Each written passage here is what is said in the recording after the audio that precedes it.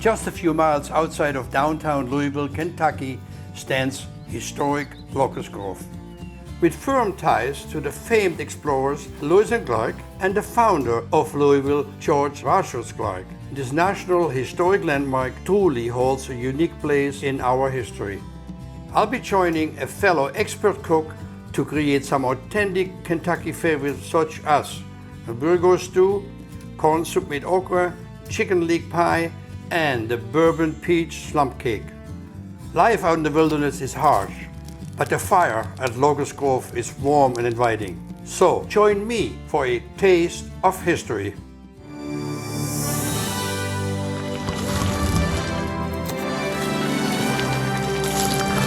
Wow, spectacular.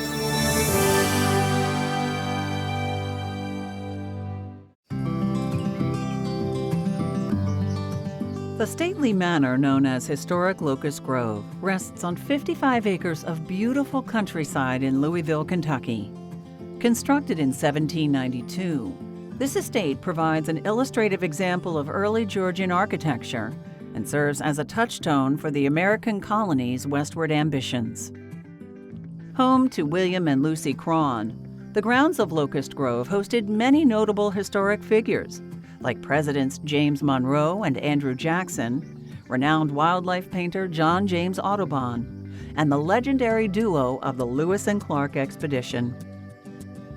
The patriarch of the estate, William Cron, was an Irish immigrant who was a captain in the British Army until the American Revolution, where he joined the fight for freedom. He was involved in a number of those early engagements with Washington, including the Battle of Trenton, but he was captured at the Battle of Charleston. He still had some connections from his involvement with the British, and he was able to negotiate a parole. And paroled with him were two of the Clark brothers, and that was where these two families got together. William married Lucy Clark, sister of the famed frontiersman and founder of Louisville, George Rogers Clark. George Rogers Clark was at the head of the Illinois Regiment during the Revolutionary War.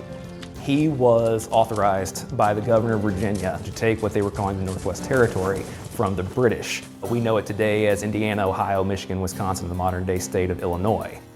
Settlement on the western frontier was illegal under the Royal Proclamation of 1763. However, the region's rich soil and abundant game were worth the risk for some frontiersmen from the eastern colonies, and many settlements were established. When the Revolutionary War broke out, the English settlers who had come to Kentucky were under serious threat. The British Lieutenant Governor paid his native allies based on the number of colonial scalps that they would bring him. So it was a very bloody time on the Kentucky frontier.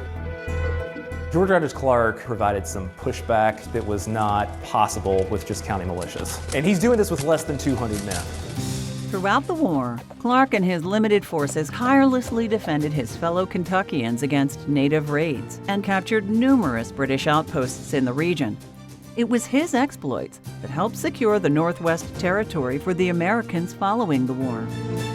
If it hadn't been for George Rogers Clark, there was nobody else out here fighting for this area to take that for what was to become the United States from the British. The size of the area that he took during the Revolutionary War doubled the size of the country. Clark remained in the Kentucky region following the war and would live out his final years at his sister Lucy's home at Locust Grove.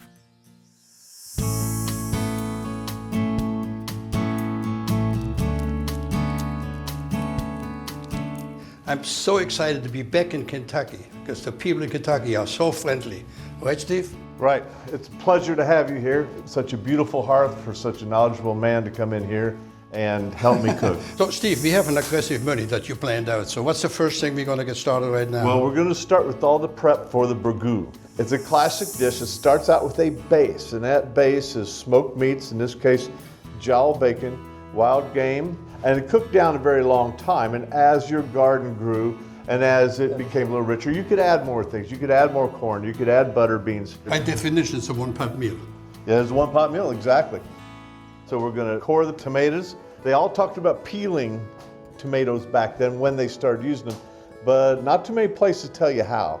But drop them in hot water and peel them away like they do everywhere else. And the most important part about that is that if you take the tomatoes without peeling them, the skin does not disintegrate. And since this is a one-pot meal, everything stays in the pot. All right, we're gonna let these cool a little bit so we can handle it, let the skin kind of work its way off. Yep. And then we're gonna get our first yard bird in there into the water. Perfect. And start making our stock, and we'll use the chicken for the pie and the burgoo. All right, so never throw away an old cleaver. Makes a wonderful tool, extremely period. So now we're going to start working with our game for the burgoo. Young squirrel, we're going to take the saddle, we're going to take the loin, and we're going to leave the front half the way it is. When we talk about squirrel, we don't talk about city squirrels. Those squirrels No. are from the forest. As a matter of fact, feeding off the nuts and out in the forest. Exactly. Okay, there's all of our game ready to go in. So this piece that we have, where does it come from? It is the muscle of the cheek. Which happens to be my favorite part of the entire pig. It's spice and it's flavor and it's fat and it's meat. It's all those things together. It's salted, it's smoked, and it's wonderfully preserved.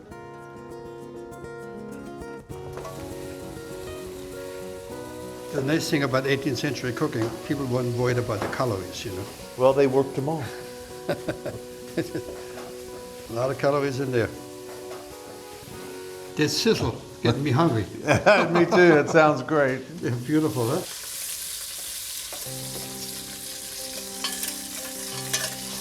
Just one more turn on the light side, we're done. So the trick is to have a really proper caramelization. Yes. So the flavor stays with it.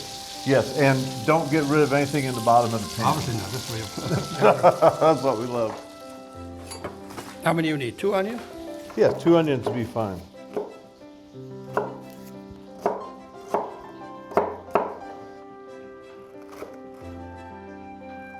For a longer cooked dish like this, we keep our okra a little bigger so it doesn't fall apart too much. It'll still be the last thing we add. So you still want to identify it in the end? Yeah, so you said, I love it, I love the flavor no matter what happens, but we still want to identify it. With the starch from the potato and the starch from the corn, you also get a slight Binding. Yes, exactly.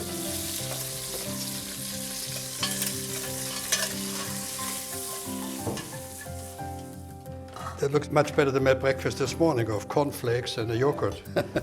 All right, we're going to go ahead and put the squirrel and the rabbit in. They're going to start cooking. About 15 to 20 minutes.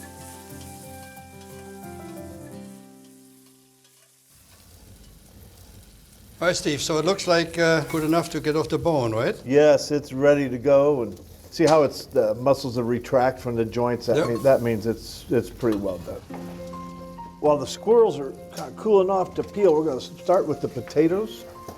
So, Steve, the potatoes, 8-10 minutes, Yeah, about that. but you don't want to disintegrate the potato. No, absolutely not. And so now it's time to get the other things in there.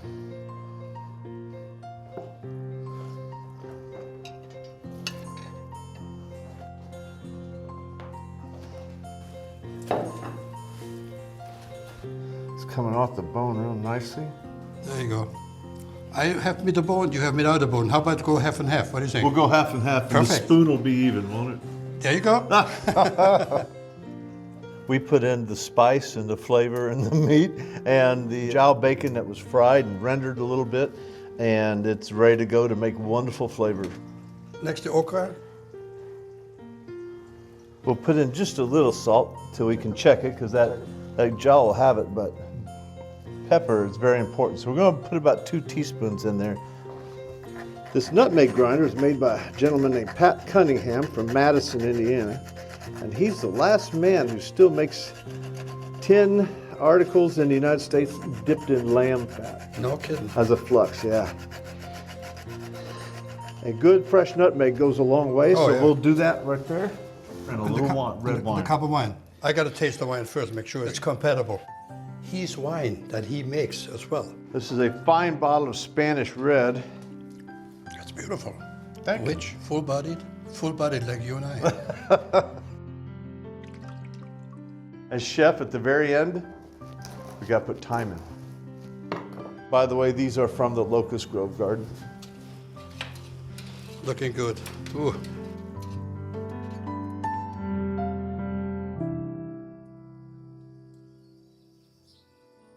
It's been about an hour and a half. We moved it up on the hook to slow it down. Whoa. Boy, Steve, that looks good, huh? What do you think? The consistency, it's just the way you want it. Thank you. Wow. Does it need anything? My opinion, nothing. Everything is nice in harmony. Give it up. It's honor coming from you, sir. The actions of George Rogers Clark during the Revolution greatly expanded the borders of early America. 2 decades later, his younger brother William of the famed Lewis and Clark expedition would double them once again. William Clark, along with Meriwether Lewis, were tasked by President Thomas Jefferson in 1803 to explore the western lands acquired during the Louisiana Purchase. Before embarking on their expedition, Lewis and Clark assembled their Corps of Discovery team and coordinated their journey in present-day Louisville and its surrounding area. Along the way, they uncovered copious amounts of topographical and geographical information, identified hundreds of plant and animal species, and began peaceful relations with several Native American tribes. After nearly a 3-year, 8,000-mile round-trip expedition, Lewis and Clark stopped in at Locust Grove in 1806, where they shared and filled the imaginations of family and friends with their discoveries. Today, Locust Grove is the only place still standing west of the Allegheny Mountains that Lewis and Clark were at together following their iconic expedition. A journey that undoubtedly paved the way for American westward expansion.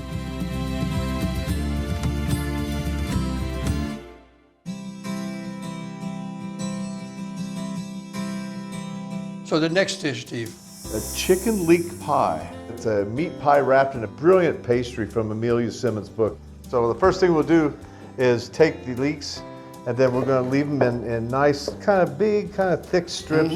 Gotcha. We discard the outside leaves that aren't any good. You know, leek was a very welcome vegetable in the 18th century. Just think about the color, when everything is getting dull and white and no green, so it's perfect. And we save the greens For stock. Sure.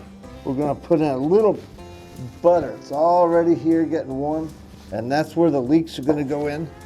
There you go.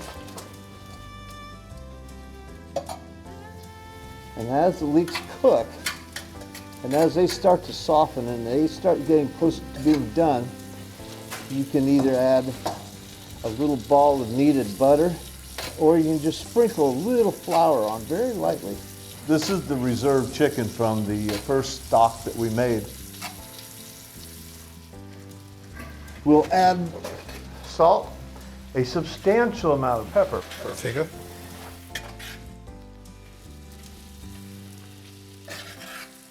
I'll go pull it out. So what we're doing, we're finishing out a paste, as it was called, designed for large pies, meat pies.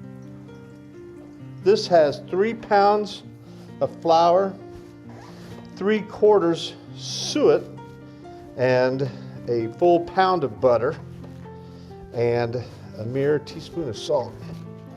Okay, now we're going to start rolling this out and getting a feel for it. And one of the things that I always do is make it half as big as what you're going to line it with. So that's about a 10-inch pan. It's not like working with puff though, it's very forgiving, the pie dough. Yes, very.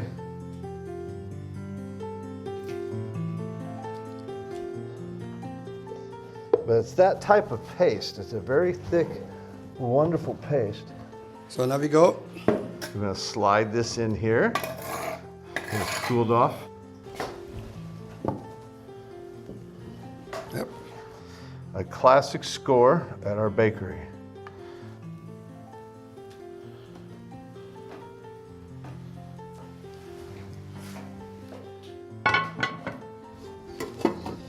I go easy on the top at first.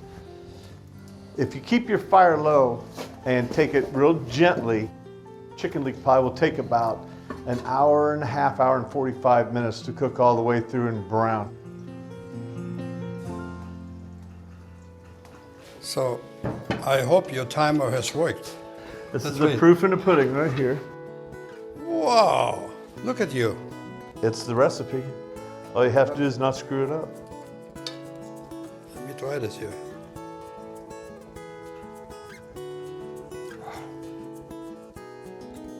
So much flavor, so much goodness. And again, so Kentucky, no? It's very Kentucky. It doesn't get better than that.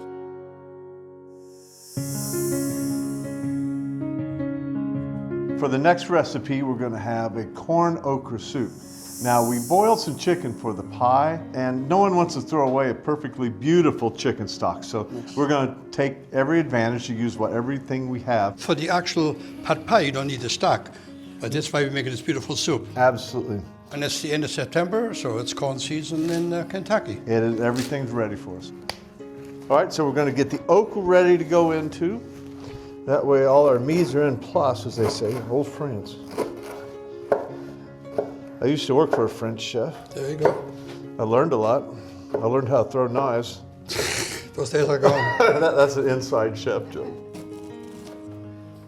And one of the things you see almost everybody talk about in these old books is kind of what I call milking the corn. Yep. Scratch it, get everything out of there you can get, because all it's going to do is just make everything richer. Yep. Sweet and starchy. Okay, so that corn's going to go in there and we'll bring it back to a boil, and it doesn't have to go very long, maybe 5 minutes, very fresh. We'll get the okra in, we'll let that soften. Salt, pepper. Nutmeg.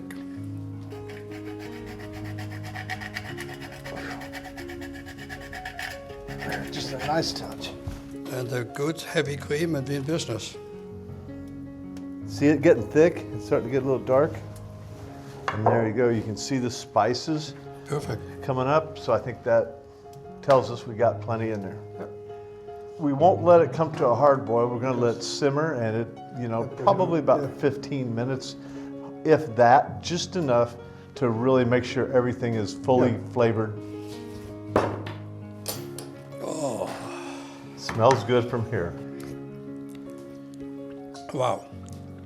Delicious. So simple, but so beautiful. Nowadays, people overwork their recipes. Agreed. Stick Absolutely basics. agreed. Very good.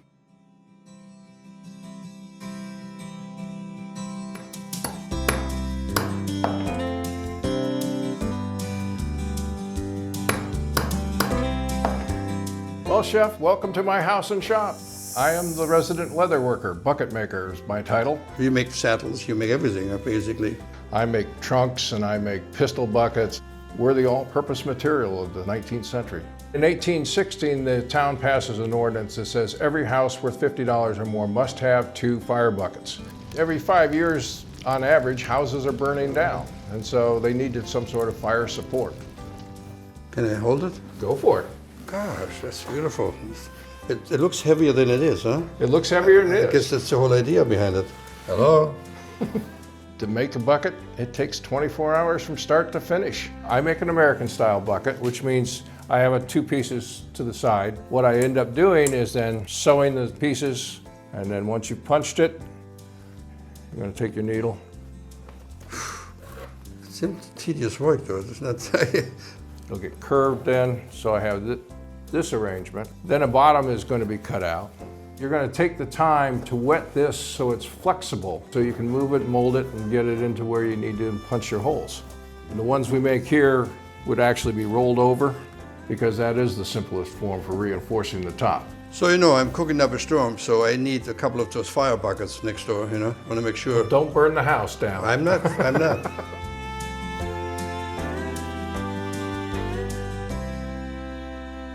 So you told me you don't like dessert, but I do. Well, this is a Lettice Bryant cake mix from the very first cookbook in Kentucky.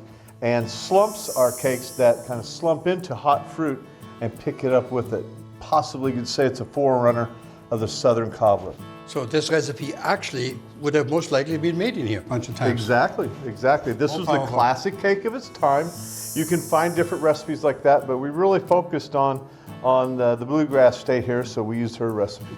Fantastic. All right, let's go do it. We're going to add water to the baking powder, or as it's called, saleratus. We're going to mix. We're going to start here mixing. You know, I'm told on my show that I cook me too much butter. I don't think you can get too much butter, onion, or bacon. And the big thing here, you don't have to get it perfectly blended. What you have to do, though, is make sure there's no lumps of butter. I'm going to put in 6 wonderful eggs. What you're going to see is that there's very little spice. There's essentially nothing other than butter in the fruit. So Butter and whiskey. butter and whiskey, yes. Well, whiskey is its own spice, I've been told. Yeah. We're going to get a little cinnamon in here, too. Cinnamon doesn't grind as well. Okay, we start blending this up. Put the flour in with it. I tell you, that nutmeg smells so fantastic. You smell it already, don't you? There you go. The saleratus mixer goes right in there. Butter and powdered sugar mixture. And we're going to start getting that put together. I don't incorporate everything all at once. Now comes the buttermilk. And the last thing that goes into the batter is wine, according to the recipe. Now, wine was really defined as sack, a long-aged dry sherry, just enough to give it a wonderful little caramelized flavor, and we always worry about how it tastes. Wow, Is it appropriate? that's beautiful. And you produce that? Yes. These are peaches that were preserved in whiskey. It's just butter? Yep. Butter, peaches. So all you want to do is warm them up, right? Warm them up, fry them up, make them aromatic. Gotcha. And that's kind of the key. It should take at this fire about 10 to 15 minutes just to become aromatic and warm throughout. Bubbling very nicely.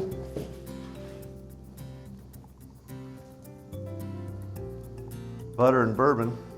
Don't get better than that, huh?